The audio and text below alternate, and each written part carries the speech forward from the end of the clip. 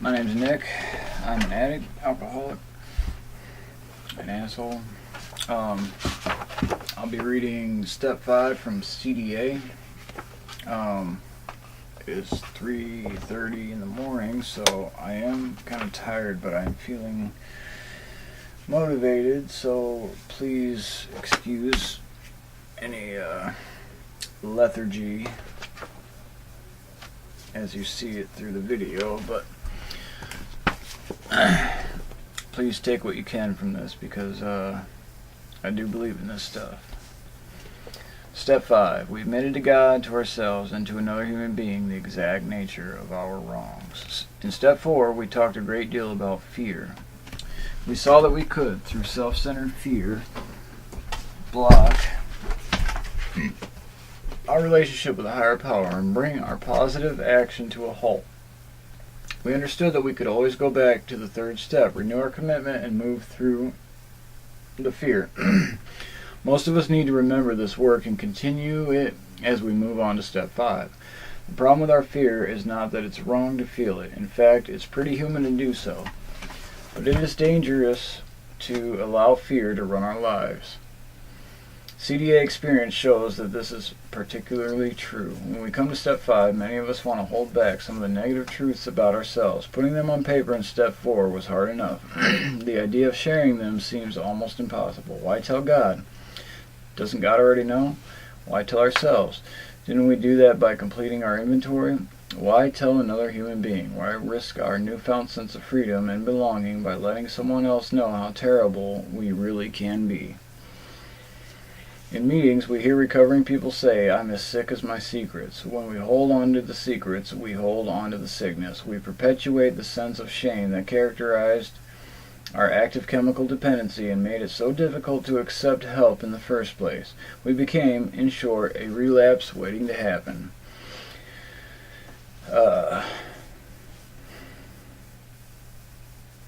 Many a CDA member has returned to the use of chemicals because of hiding away and denying the importance of some part of the past and present. Even the professionals now tell us that it is in this return to denial that we set ourselves up to relapse.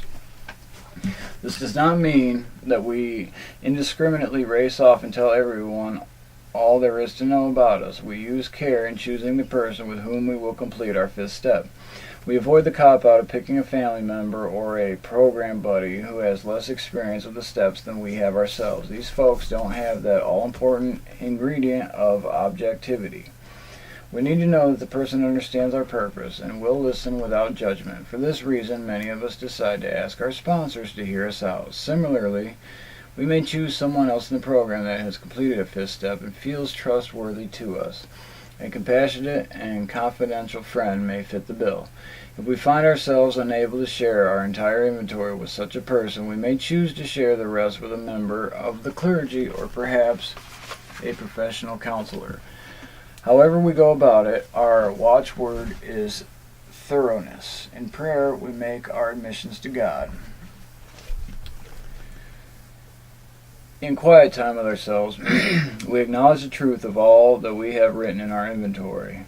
We then meet with the person of our choosing at a comfortable place and with plenty of time, and share all we have to share. But if we're wondering if we have completed the first and second parts of this process, we can rest assured.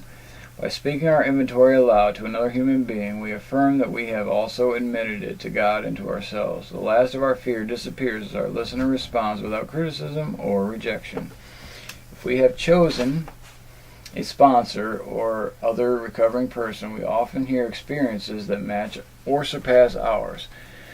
Had we forgotten that this person has also walked the road of active chemical dependence with all of its consequences? We remember now, and we can be grateful for the identification and feedback we receive. The completion of Step 5 has brought various reactions from CDA members.